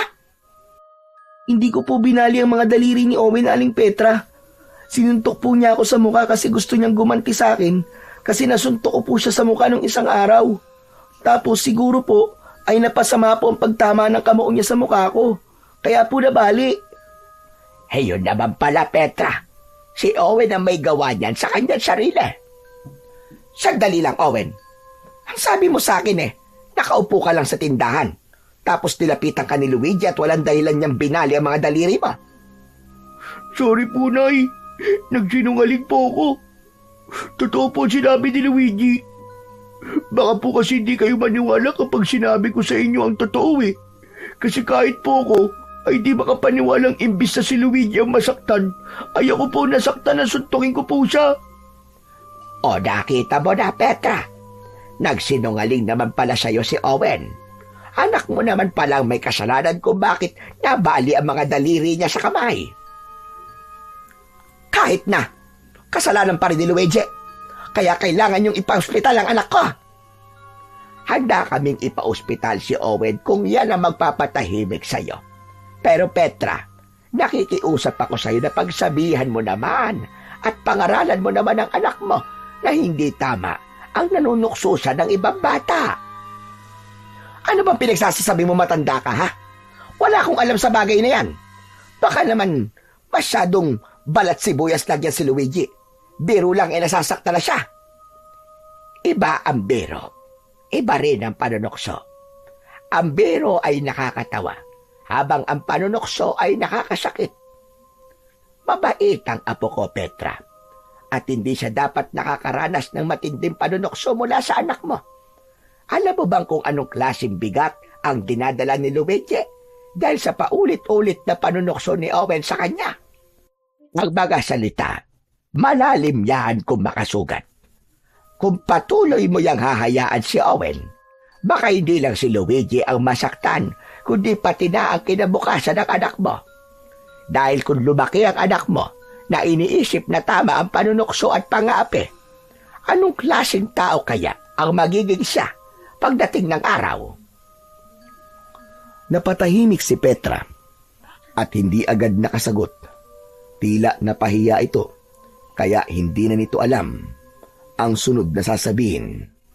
Hanggang sa walang imik na hinila ni Petra si Owen palayo sa bahay ni na Luigi. Grabe, ang galing niyo po, Lola. Napaalis niyo po si Aling Petra. Ano na sinasabi ko sa'yo na paglaban na po? Hindi mo sila kailangan saktan ng pisikal. Bagkos, kailangan mo silang sampalin ng katotohanan. Ngayon, tayong dalawa naman na mag-uusap. Sumunod ka sa akin sa loob. Naunang pumasok si Lola Luisa sa kanilang bahay. Kinakabahang sumunod si Luigi. Nakaupo sa may sala ang matandang babae. Umupo si Luigi sa tabi nito. Ngayon, ipaliwanag mo sa akin ang nangyari. Kung sinuntok ka ni Owen, bakit siya ang nabalian ng daliri? Saan ka ba niya sinuntok? Sa mukha po. Sa mukha? Pero wala naman akong nakikitang pasa sa mukha mo. Sigurado ko na malakas ang pagsuntok ni Owen sa'yo para mabali ang mga daliri niya. Sa totoo lang po, Lola, kahit ako nga po'y naguguluhan kung paano po yung nangyari. Nang suntukin po ako ni Owen, wala po akong naramdaman na kahit na konting sakit. Para po siyang sumuntok sa bato, kaya ganun po nangyari sa kanya. Biglang natigilan si Lola Luisa. Nahulog ito sa malalim na pag-iisip. Hindi nagtagal ay nanlaki ang mga mata ng matanda. Nagtaka si Luigi nang biglang hawakan ni Lola Luisa ang braso niya kung saan nakatali ang ginintuang buhok ng tikbalang. Hindi kaya ang buhok na ito ng tikbalang ang dahilan kung bakit gano'n na nangyari? Ano pong ibig niyong sabihin, Lola? Wala ka bang naramdamang kakaiba sa katawan mo? Simula nang itali ko ito sa iyong braso, Apo. Meron po. Pakiramdam ko po ay may parang enerhiya po na nakapalibot po sa buong katawan ko. Ganun pong nararamdaman ko kahit ngayon. Kung ganon, hindi lang sa aswang ang proteksyon na meron ka, kundi sa mga tao rin nasasaktan ka. Diyos ko, kabangha-mangha naman ang bagay na ito, Apo.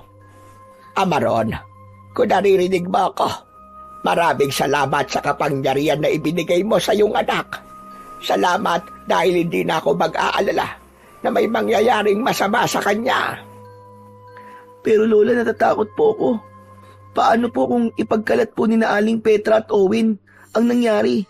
Baka po magtaka ang mga tao kung bakit hindi po ako nasasaktan. Baka po malaman nila na totoong anak ako ng tikbalang.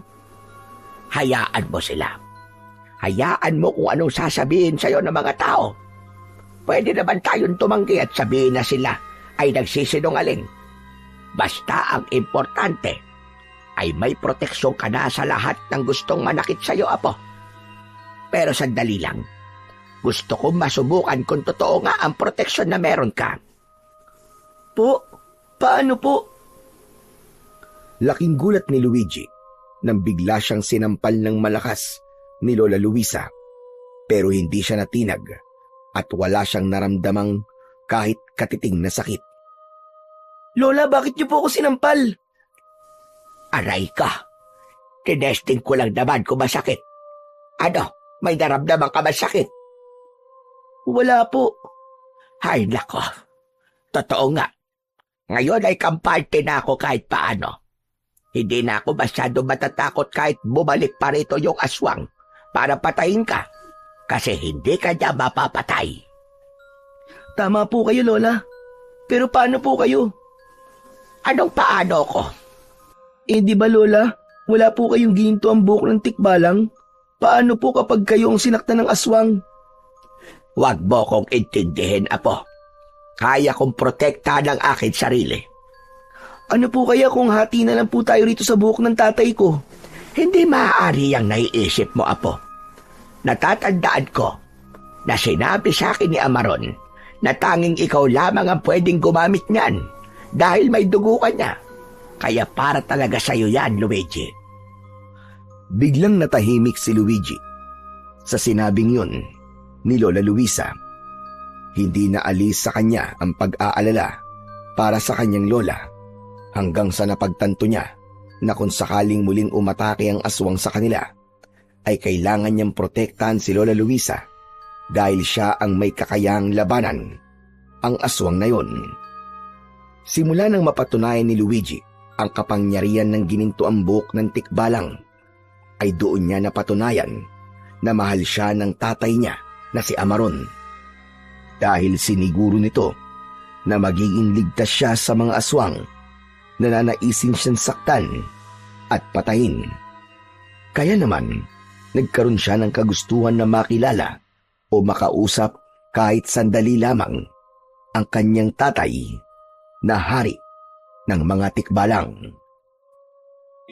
Isang gabi, habang nag-aayos ng higaan si Lola Luisa, ay nakatingin lang rito si Luigi. Nag-iipon siya ng lakas ng loob para sabihin sa kanyang lola ang bagay na ilang araw niya nang nais sabihin. Luigi, Apo, maayos na itong higaan natin. Maaari ka nang humiga. Ako naman ay maglalagay lang ng asin sa mga bintana at pinto. Lola, may itatanong po sana ako sa inyo eh. Ano ba yon? Parang ang seryoso mo naman masyado. Huwag po sana kayong magagalit ha. Pero, pwede ko po bang makilala ang tatay ko? Naiintindihan ko kung bakit gusto mo siya makilala, Apo. Pero apo, hindi ko alam kung ano maaaring mangyari kapag nakilala mo siya. Bakit po? Ano po bang pwedeng mangyari kapag nagkita po kami? Hindi ako sigurado. Pero natatakot ako na baka kunin ka niya sa akin, apo, at dalhin ka niya sa mundo nila. Alam mo naman na ayoko mawalay ka sa akin. Pero hindi naman po ako sasama sa kanya kung sakali, Lola. Gusto ko lang po talaga siyang makita. Yung tikba lang po ba na nakatira sa gubat? Yung po ang tatay ko? Oo, siya nga, apo. Isa talaga sa dahilan kung bakit hindi kita pinapapunta sa gubat ay dahil makita ka ng tatay mo at sapilit ang kanyang kunin. Pakiramdam ko po kasi, hindi pa rin po buo ang pagkatao ko kasi hindi ko man lang siya nakikita. Hindi ko nga po nakita ang nanay ko tapos pati po ang tatay ko, hindi ko pa rin po pala makikita. Hayaan mo. Marahil kung talagang iaadya ng nasa itaas, ay magkikita kayo ng tatay mo. Basta kung sakaling mangyari ang bagay na yon, ay huwag kang sasama sa kanya, apo, ha? Kahit anong ipangako o sabihin niya, ay huwag kang masisilaw. Pangako po, hindi po ako sasama sa tatay ko. Dito po sa mundo ng mga tao ang mundo ko, Lola. Saka hindi ko rin po kayang mawala kayo sa tabi ko. Gusto ko, habang buhay po tayo magkasamang dalawa. Hay, nako. Napakalambing talaga nitong apo kong ito. O siya, tama na. At baka magkaiyakan pa tayo rito. Mahiga ka na para matulog na. Matapos yun, ay humiga na si Luigi sa papag. Sa kabila ng sinabi ni Lola Luisa, ay hindi pa rin nawala ang kagustuhan niyang makilala ang kanyang ama. Wala siyang pakialam kahit isa itong tikbalang o kung anumang nilalang. Para kay Luigi, ay tatay niya pa rin ito. At kung hindi dahil dito, ay hindi siya mabubuhay sa mundo. Sa mga sumunod na araw, ay nagsimulang lumaganap ang takot sa buong baryo ni na Luigi dahil sa mga natagpo ang bangkay ng tao sa kung saan-saan. Sa itsura ng mga bangkay ay marami ang nagsabi na aswang ang may kagagawan nun. Dahil sa mga insidenteng yun ay naging maingat na ang lahat. Wala nang lumalabas ng bahay kapag sumasapit na ang dilim. Ang dating payapang baryo ay napalitan ng katahimikan na puno ng pangamba at kilabot. Isang umaga, habang nagwawalis si Luigi sa harapan ng kanilang bahay, ay biglang dumating si Narciso. Kuya, ang tagal mong di nagpakita. Saan ka pala nagpunta? Sa Maynila. Tinignan ko kasi yung negosyo ko. Oo nga pala, nasa si Lola Luisa? Wala siya rito eh. Nagtitinda ng biko.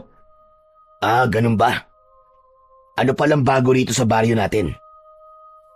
Marami, kuya. Alam mo bang marami-rami nang napapatay yung aswang? Halos gabi-gabi na po siyang umaatake. Kaya bago pa po gumabi, ay wala na pong lumalabas na tao. Grabe. Nakakatakot naman yung sinabi mo. Sana'y mahuli at mapatay na ang aswang na yun para bumalik na ang katahimikan sa lugar na to. Teka, ano yan nakalagay sa braso mo? Buhok ba yan? Wala to, kuya. Anong wala? Ngayon ko lang nakitang may suit ka ng ganyan ah. Ano ba talaga yan? Hindi muna nagsalita si Luigi. Inisip niya kung dapat ba niyang sabihin kay Narciso ang tungkol sa ginintoang buhok ng tikbalang. Wala lang to talaga, kuya. Ibinigay lang sa akin to ni Lola pero hindi ko alam kung para saan. Mukhang magandang pulseras naman at kakaiba. Kaya hindi ko po hinuhubad. Ganun ba? Akala ko kasi kung ano na yan eh. Kakaibang pulseras nga yung suit mo. O siya, uuwi na pala muna ako. Dumaan lang talaga ako rito sa inyo para ipaalam na nakabalik na ako. Sige po, sasabihin ko na lang po kay Lola na nandito ka na po ulit. Ay teka, sandali lang. Pwede bang hubarin mo ang pulseras na yan? Gusto ko lang hawakan. Kuya, pasensya ka na. Pero ang sabi kasi ni Lola, wag ko daw itong hubarin. Mahirap daw kasi itong ibalik eh. Okay. Hindi na kita pipilitin. Naiintindihan ko naman. Pasensya ka na talaga, kuya. Nakangiting tumango si Narciso. Saka yun umalis. Ipinagpatuloy ni Luigi ang kanyang ginagawa, pero bigla siyang natigilan nang kinabahan siya sa dahilang hindi niya alam. Napahinto siya sa pagwawalis at sa paglinga niya ay nakita niya si Narciso na nakatayo sa hindi kalayuan. Matiim yung nakatingin sa kanya. Kumaway si Narciso sa kanya at gumanti siya ng kaway dito. Matapos yun, ay muling nagpatuloy sa paglalakad si Narciso. Nagtaka si Luigi sa ginawang yun ni Narciso. Tila may kakaiba rito na hindi niya matukoy kung ano. Nang nakauwi na si Lola Luisa, ay agad itong sinalubong ni Luigi. Inabot ni Lola Luisa kay Luigi ang pasalubong nitong banana Q. Pagdating nila sa loob ng kanilang bahay, ay doon naalala ni Luigi ang dapat niyang sabihin sa kanyang lola. Ay, oo nga po pala Lola. Nandito na po ulit si Kuya Narciso sa baryo natin. Dumaan po siya rito kanina habang nagtitinda po kayo. Ang sabi po niya, galing siya sa Maynila kasi tinignan niya po yung negosyo niya ron. Kaya pala ilang araw na siyang hindi nagpupunta rito dahil nasa Maynila siya ng mga nakaraang araw. Pero mukhang hindi maganda ang pagbabalik niya rito dahil sa pag-atake ng aswang dito sa ating baryo ngayon. Kaya nga po Lola dapat pala hindi na muna siya bumalik. Pero Lola, may naisip lang po ako. Ano po kaya kung labanan ko po yung aswang? Mga bagil-lagit. Ano ba yung sinasabi mo, bata ka? Bakit bigla mong naisip ang ganyang bagay? Hindi po ba may proteksyon po ako mula sa gininto ang buhok ng tikbalang? Hindi po ako nasasaktan. Ibig sabihin, meron din po akong kakayahan na makipaglaban dun sa aswang. Nag-aalala na po kasi ako sa mga tao rito sa baryo natin. Hindi po natin alam kung sino po ang susunod na papatayin ng aswang na yon. Habang hindi po kasi namamatay yung aswang na yon, paniguradong madadagdagan at madadagdagan pa po ang mga biktima niya. Tama ka naman sa sinabi mo. Pero hindi ibig sabihin na may proteksyon ka sa mga aswang o kahit anong klase ng nilalang na mananakit sa'yo, ay ikaw nang makikipaglaban sa aswang, apo. Hindi ako pumapayag, Luigi. At bilang lola mo, gusto ko na sundin mo ako. Paliwanag. Pero Lola, hindi niyo po ba naisip na baka kaya ibinigay po ni tatay sa akin ang gininto ang buhok ng tikbalang ay alam niya po na mangyayari ang lahat ng to? Na hindi lang ako ang dapat na proteksyonan ng gininto ang buhok, kundi ang buong baryo. Wala na pero. Hindi ako sakayon sa gusto mong mangyari, Luigi. Huwag mo't subukan suwayin ako dahil talagang magagalit ako sa'yo ng todo. Nagkakaintindihan ba tayo? Napayuko si Luigi at hindi niya agad nasagot ang kanyang lola Luisa. Ano, Luigi? Nagkakaintindihan ba tayo? Sumagot ka. Opo, Lola.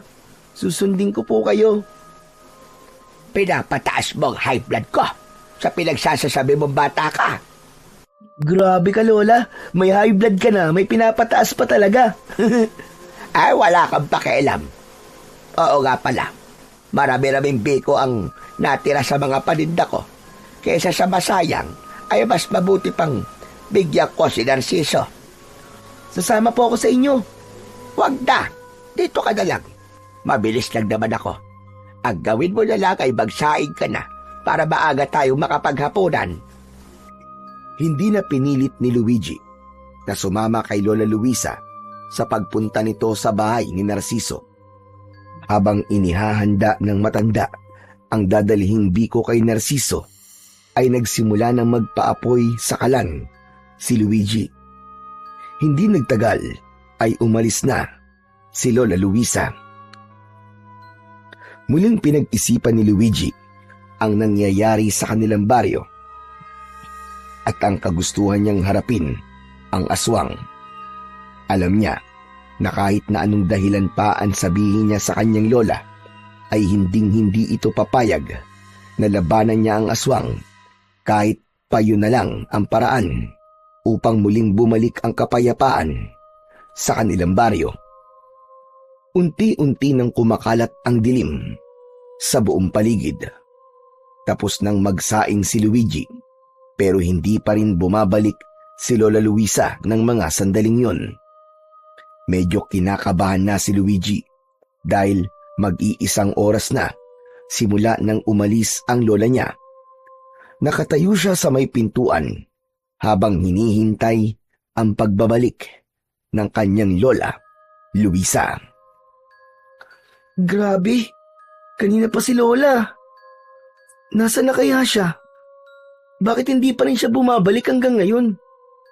Ang sabi niya, mabilis lang daw siya doon kay Kuya Narciso. Ano na kayang nangyari sa kanya? Nasaan na kaya si Lola? Naisipan ni Luigi na sundan na si Lola Luisa sa bahay ni Narciso. Pero paalis na sana siya nang biglang dumating si Owen. May dala yung isang pinggan na may laman na mainit na pansit. Luigi, teka sandali lang. May bibigay ako. Ang birthday ko kasi ngayon eh. Nagluto si nanay ng pansit na maraming kikyam. Ang sabi niya, dalang ko daw kayo ng lola mo. At saka ano eh. Saka ano, Owen? Saka, ang sabi ni nanay ay humingi daw ako ng sorry sa'yo sa mga panunukso at pangaaway ko sa'yo. Sana, Luigi, mapatawad mo pa ako ha. Napalo ako ni nanay nung nagsumbong ako sa kanya nang mabalian ako ng mga daliri. Tapos pinagsabihan niya rin ako na tama ang mga sinabi ni Lola Luisa, na mali ang manukso at hindi ko pwedeng gawing normal ang panunukso ko sa'yo. Sorry talaga, Luigi ah. Wala na sa akin yun, Owen. Ang mahalaga ay napagtanto mo na mali ang ginagawa mo. Salamat pala dito sa pansit ha. Saka happy birthday sa'yo. Teka, wala bang lason to? Uy, wala ah. Promise, walang lason yan. Biro lang. Kinuha ni Luigi ang pansit mula kay Owen. Dinala niya yon sa kusina ng kanilang bahay at tinakpan niya ng isa pang pinggan para hindi dapuan ng langaw. Paglabas niya ay naroon pa rin si Owen. Oh, Owen, nandiyan ka pa? May kailangan ka pa ba? Yung pinggan namin. Ay, oo nga pala. Pero pwede bang bukas ko na lang ibalik? Pupuntahan ko pa kasi si Lola Luisa sa bahay ni Kuya Narciso eh. Okay lang ba yun, Owen? Ganun ba? Kung gusto mo, samahan na kita eh. Kailangan ko rin kasing humingi ng tawad sa lola mo. Sige, bilisan na lang natin kasi malapit ng dumilim. Tara, umalis na tayo. Magkasamang nagtungo sina Luigi at Owen sa bahay ni Narciso. Pagdating nila roon ay nakasarado ang pinto pero naglalagos ang liwanag mula sa gasera sa loob. Kaya sigurado si Luigi na naroon si Narciso. Marahang kumatok si Luigi sa pinto. Kuya Narciso? Kuya Narciso? Nandiyan ka ba sa loob? Si Luigi to. Kuya Narciso? Bumukas ang pinto at sumalubong sa kanila si Narciso. Oh, Luigi, ikaw pala yan. Teka, bakit kasama mo si Owen? Hindi ba yan yung nangaaway sa'yo palagi? Opo, pero dati po yun. Magkabati na po kami ngayon ni Luigi. Hindi ko na po siya aawayin kahit kailan, promise. Totoo ba yan sinasabi mo? Opo naman. Promise, hindi po ako magsisinungaling. Bati na po talaga kami. Mabuti naman kung ganun. Alam mo naman siguro kung anong mangyayari sa'yo kapag tinukso at inaway mo ulit itong si Luigi. Oo nga pala, Luigi. Ano bang ginagawa mo rito? Susunduin ko lang po si Lola, Kuya. Kailangan niya na pong umuwi kasi malapit na pong dumilim eh. Aba, wala rito si Lola Luisa. Pero hindi po ba't pumunta po siya rito kanina? Oo nga, may dala siyang biko. Ang sabi niya marami raw natira sa paninda niya, kaya binigyan niya ako. Pero umalis din siya kagad. Wala pa rin siya sa bahay namin, kuya eh. Saan naman kaya pumunta si Lola? Alam naman niyang may aswang kapag gabi tapos nagpapagabi pa siya sa daan. Baka naman nagkasalisi lang kayo. Ang mabuti pa ay umuwi ka na sa inyo. At baka naroon ang lola mo. Sige kuya, maraming salamat. Bagsak ang balikat na umalis si Luigi sa bahay ni Narciso. Bigla siyang kinabahan para sa kanyang lola Luisa. Nang makarating na siya sa bahay nila, ay nagpaalam na rin si Owen sa kanya. Umasa si Luigi na pagpasok niya ay naroon na si Lola Luisa, pero nabigo siya dahil wala pa rin doon ang matandang babae. Dahil doon ay mas lalong tumindi ang takot na kanyang nararamdaman. Walang nagawa si Luigi kundi ang umasang babalik din sa gabing yun si Lola Luisa. Ngunit sumapit na ang 8:00 ng gabi, pero wala pa ring Lola Luisa na bumalik sa kanilang bahay. Hindi na mapakali si Luigi. Palakad-lakad na siya. Hindi niya alam ang kanyang gagawin. Hindi rin maalis ang pag-aalala sa kanya dahil sa katotohanang may aswang na gumagala at pumapatay ng mga tao sa kanilang baryo tuwing gabi. Diyos ko, ano ba yan? Nasaan ka na ba, Lola Luisa? Sana naman ay okay ka lang kung nasan ka man ngayon. Sana umuwi ka na, Lola. Sana makauwi ka ng ligtas. Hanggang sa hindi na kinaya ni Luigi ang kanyang paghihintay, naisipan niyang magtungo sa bahay ng kanilang kapitan del barrio upang humingi ng tulong at upang makasiguro sa kanyang kaligtasan ay kinuha niya ang matalas na itak na nakasabit sa dingding sa kusina. Akmang bubuksan niya na ang pinto nang may biglang kumatok. Tumalon ang puso ni Luigi. Ang unang pumasok sa isip niya ay ang lola niya na yon, kaya walang pagdadalawang isip na binuksan niya kagad ang pinto. Ngunit nawala ang kasiyahan niya nang si Narciso ang kanyang nakita. Oh, ikaw pala yan, Kuya Narciso. Akala ko si Lola na eh. Kailangan mo sumama sa akin, Luigi. Alam ko kung nasa si Lola Luisa. Ano? Talaga? Nasaan siya, Kuya? Nasa gubat siya ngayon. Tara, bilisan mo. Teka. Ano namang ginagawa ni Lola sa gubat? Kanina kasi, nang sabihin mong di pa nakakauwi si Lola Luisa, ay nag-alala rin ako sa kanya. Hinanap ko siya at hindi ko alam pero may pakiramdam ako na nasa gubat siya. Kaya yun, sinuyod ko ang gubat at nakita kong bihag siya ng isang aswang. Ano? Kung ganun, Kuya, kailangan natin siyang iligtas. Tama, kailangan natin siyang puntahan ngayon bago pa mahuli ang lahat. Tara na, bilisan natin! Hindi na nagsayang ng oras, sina Luigi at Narciso. Agad silang nagtungo sa gubat. Mahigpit ang hawak ni Luigi sa kanyang itak, habang nasa unahan niya si Narciso. Pero Kuya, bakit naman bibihagin ng aswang si Lola? Di ba? Isipin mo. Sa totoo lang, ay hindi ko rin alam. Basta, nakita ko lang siya rito na nakatali sa isang puno habang may isang aswang sa tabi niya. Sana talaga hindi pa uli ang lahat. Sana ay maabutan pa nating buhay si Lola Luisa. Diyos ko, sana nga, Kuya. Hindi ko kayang mabuhay nang wala si Lola Luisa. Hindi siya pwedeng mamatay. Nang sandaling yon, ay biglang naisip ni Luigi ang dahilan ng pangyayaring yon. Napagtanto niya na kaya binihag ng aswang ang lola niya ay dahil sa kanya. Maaaring buhay niya ang hihinging kapalit ng aswang na bumiyag sa kanyang Lola Luisa para sa kalayaan ng kanyang lola. Makalipas ang halos kalahating oras na paglalakad, ay huminto si Narciso. Hinawakan nito ang braso ni Luigi at nagtago sila sa likod ng isang malapad na puno. "Huwag kang maingay. Nandito na tayo. Tignan mo, dun. Naroon si Lola Luisa." Sinundan ng mga mata ni Luigi ang itinuturo ni Narciso.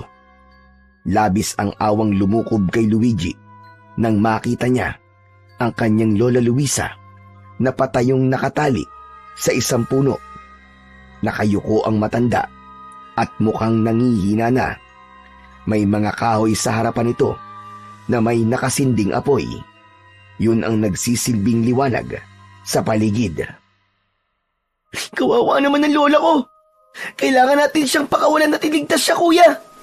Sandali lang. Huwag tayo magpapadalos-dalos.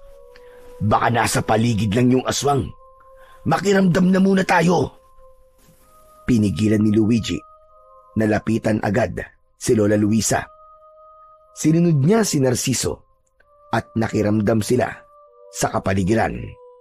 Napakatahimik ng kagubatan ng mga sandaling yun. Ang tanging naririnig nila ay ang manakanakang huni ng mga panggabing ibon. Sa tingin ko, ay wala sa paligid yung aswang. Kumilos na tayo, Luigi. Tara, bilisan natin. Sabay na lumabas sina Luigi at Narciso sa likod ng puno. Maraan silang naglakad sa kinaroroonan ni Lola Luisa. Malakas ang kaba ni Luigi habang patuloy siyang lumilinga sa paligid. Pakiramdam niya kasi, anumang sandali ay biglang magpapakita sa kanila ang aswang na bumiyag kay Lola Luisa. Biglang bumilis ang paglalakad ni Narciso, kaya nauna itong makalapit kay Lola Luisa na nakatali sa puno. Huminto muna si Luigi upang tignan ang buong paligid.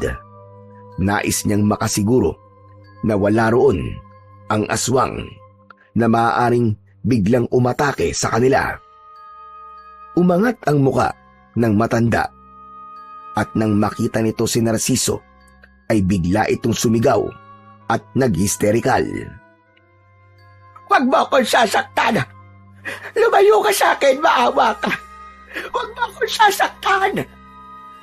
Lola, si Kuya Narciso po yan. Hindi po kayo dapat matakot sa kanya, Lola. Luigi, apo. Diyos ko, anong ginagawa mo rito? Hindi ka dapat sumama kay Narciso. Umalis ka na! Umalis ka na, apo! Tumakbo ka! Si Narciso ay... Tumahimik ka! Hayaan mong ako ang magpakilala kay Luigi kung sino o ano talaga ako. Tumingin si Narciso kay Luigi habang may nakakatakot na ngisi sa mukha nito. Sa isang iglap ay nagbago ito ng anyo. Mula sa pagiging tao ay naging isa itong aswang. Bahagyang napaatras si Luigi sa labis na pagkabigla dahil sa nakakatakot nitong itsura. Teka, sandali. Kuya Narciso, anong ibig sabihin nito? Bakit? Paano ka naging aswang? Hindi mo pa rin ba nauunawaan? Matagal na akong aswang, Luigi. Sadyang nakipaglapit lang ako sa'yo upang mapatay kita. Magiging sagabal ka sa aming mga aswang kapag ikaw ay nasa ustong edad na, dahil ang dugo mo ay pinaghalong dugo ng tao at ng tikbalang. Kaya habang bata ka pa, ay dapat ka nang mamatay. Kung ganun, nilinlang mo kami. Niloko mo kami ni Lola Luisa. Tama ka. Ginawa ko yun para makuha ko sa'yo ang gininto ang buhok ng tikbalang. Dahil alam ko na habang nasa katawan mo yan, ay walang kahit na sino ang makakapanakit sa'yo. Para kang bato. Kaya ngayon, bibigyan kita ng pagkakataon na iligtas ang buhay ng mahal mong lola. Huwag kang makinig sa kanya, Apo.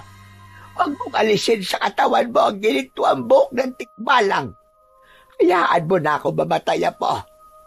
Wala na. Wala na ako, Apo. Masaya na ako sa mga nangyari sa aking buhay. Wala na akong hahanapin pa. Pero ikaw, napakabata mo pa para mawala sa mundong ito. Marami pang mangyayari sa iyong magagandang bagay, Apo. Tumakas ka na, iligtas mo na ang sarili mo, Apo. Pero Lola, hindi ko po kayang mabuhay nang wala po kayo. Kaya mo. Kaya mo, Apo. Naniniwala ako na kaya mo. Sige na, umalis ka na rito. Tumakbo ka na. Manahimik kayong dalawa.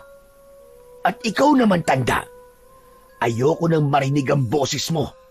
Dahil papatayin talaga kita. Wag! Wag, kuya. Wag mo sasaktan ang lola ko. Parang awa mo na. Wag mo siya sasaktan. Kung gusto mo mabuhay pa ang lola mo, ay sundin mo ang sasabihin ko sa'yo. Alisin mo sa katawan mo ang ginintuang buhok ng tikbalang. Sunugin mo yan sa apoy na nasa iyong harapan. Sige na, sunugin mo na. Luigi, Apo, wag. Sinabi ng tumahimik eh. Huwag mong ubusin ang pasensya ko, tanda. O ngayon, Luigi, kung gusto mong mabuhay pa ang lola mo, ay gawin mo na ang inuutos ko sa'yo. Bilisan mo na! Teka, sandali lang. Gusto ko munang makasiguro na hindi mo sasaktan si Lola kapag sinunod ko ang gusto mo mangyari. Matalino kang bata ka. Sige, hawak mo ang salita ko. Isa pa, wala ka ng ibang pagpipilian, kundi ang sundin ako dahil hawak ko ngayon ang buhay niyong dalawa. Hindi na nagdalawang isip si Luigi. Inalis na nga niya ang ginintuang buhok ng tikbalang na nakatali sa kanyang braso. Dahan-dahan siyang lumapit sa apoy at lumuluhang inilaglag niya yon sa apoy. Mabilis na nilamon ng apoy ang ginintuang buhok ng tikbalang na galing sa kanyang ama na hari ng mga tikbalang. Sa wakas, ngayong wala na sa'yo ang iyong proteksyon, maaari na kitang patayin at napakadali mo talagang linlangin. Inisip mo talaga na bubuhayin ko lola mo dahil sinunod mo ko. Tanga! Pareho ko kayong papatayin. Pero uunahin muna kita, Luigi. Humanda ka na! Mabilis na humakbang ang aswang na si Narciso papunta kay Luigi. Ngunit bago pa ito tuluyang makalapit, ay biglang lumitaw sa harapan ni Luigi ang isang nilalang na may katawan ng isang tao pero ang ulo ay sa kabayo. Nanlaki bigla ang mga mata ni Luigi. Agad niyang naramdaman ang koneksyon nila ng tikbalang na yon. Teka, ikaw ba? Ikaw ba ang tatay ng batang yan? Totoo nga. Anak nga siya ng isang tikbalang. Pero kung inaakala mong matatakot ako sa'yo, ay nagkakamali ka, kabayo. Mabilis na tumakbo ang tikbalang papunta kay Narciso. Sinipa nito ang aswang at lumipad yun sa malayo. Habang abala sa laban ang dalawa, ay mabilis naman na nilapitan ni Luigi ang kanyang lola Luisa. Nanginginig ang kanyang mga kamay habang pinapakawalan niya at tinatanggal ang tali ng matanda. Lola! Si tatay po ba yun? Yung nagpakita pong tikbalang? Oo, apo. Siya nga ang iyong ama. Siya nga si Amaron. Nang mapalaya na ni Luigi ang kanyang lola Luisa, ay sabay silang nagtago sa likod ng isang makapal na ugat ng malaking puno. Hindi nila inalis ang tingin sa nagaganap na laban. Nakita nilang unti-unting napagod si Narciso, habang si Amaron ay patuloy na nagpapakita ng lakas nito na tila walang hangganan. Sumugod si Narciso sa tikbalang at sinalubong naman ito ni Amaron ng malakas na sipa. Tumilapon uli ang aswang at bumagsak ng ilang ulit na pasadsad sa lupa. Duguan na si Narciso at halos hindi na makagalaw. Dinampot ni Amaron ang isang sanga at buong puwersa nito yung itinarak sa leeg ng aswang. Sandali pang gumalaw ang katawan ni Narciso na parabang sinusubukan pa nitong lumaban, pero sa huli ay tuluyan na itong nalagutan ng hininga. Ligtas na tayo, Lola! Napatay na ni tatay ang aswang! Biglang tumingin ang tikbalang sa kanila. Imbis na matakot, ay pagkasabik ang naramdaman ni Luigi. Hindi siya makapaniwala na abot kamay na niya ang kanyang ama na hari ng mga tikbalang. Dahan-dahan siyang lumapit kay Amaron habang nakahawak si Lola Luisa sa kanyang kamay. Ikaw po ba si Amaron? Ang aking ama? Oo, ako nga ang iyong ama. Patawarin mo ko. Dahil ako ang dahilan kung bakit nakakaranas ka ng pangungutya sa mga kauri mo. Hindi na nagsalita si Luigi at mahigpit niyang niyakap si Amaron. Napahagulgul na siya ng iyak dahil hindi niya inakala na makikita pa niya ang kanyang ama. Nang kumalma na siya, ay humiwalay na siya sa pagkakayakap sa ama niya na tikbalang. Maraming salamat po sa pagliligtas niyo po sa amin ni Lola. Tatay! Hindi ko maaaring pabayaan ang aking anak at ang mahalagang tao sa kanya. Pero, tatay, gusto ko lang pong malaman, kukunin niyo na po ba ako? Isasama niyo na po ba ako sa mundo niyo? Hindi, anak. Hindi kita kukunin. Batid ko na ang mundo mo ay ang mundo ng mga tao. Dito ka nararapat kasama ang lola mo at ang mga taong nagmamahal sa iyo. Matapos yung sabihin ni Amaron, ay kumuha ito ng ilang hibla ng buhok mula sa ginintoang buhok nito. Hinawakan nito ang braso ni Luigi at itinali nito roon ang kanyang buhok. Dahil ako na ang nagtali ito sa iyo, ay hindi na ito maaalis sa iyong katawan. Wala nang apoy ang kaya itong sunugin. Ito ang iyong panibagong proteksyon, anak. Gamitin mo ito kung may kasamaan pa darating. At tandaan mo, Luigi, anak, darating ang araw na lalabas ang kakaibang kakayahan na taglay mo bilang ikaw ay aking anak. Hindi na ako makapaghintay na masaksihan ang kabayanihang gagawin mo sa hinaharap, aking anak. Humakbang paatras si Amaron at unti-unti itong naglaw sa kadiliman ng gubat. Naiwan si Luigi na luwaan sa tabi ni Lola Luisa, pero masaya siya dahil sa wakas ay nakausap na niya ang kanyang tatay na isang hari ng mga tikbalang.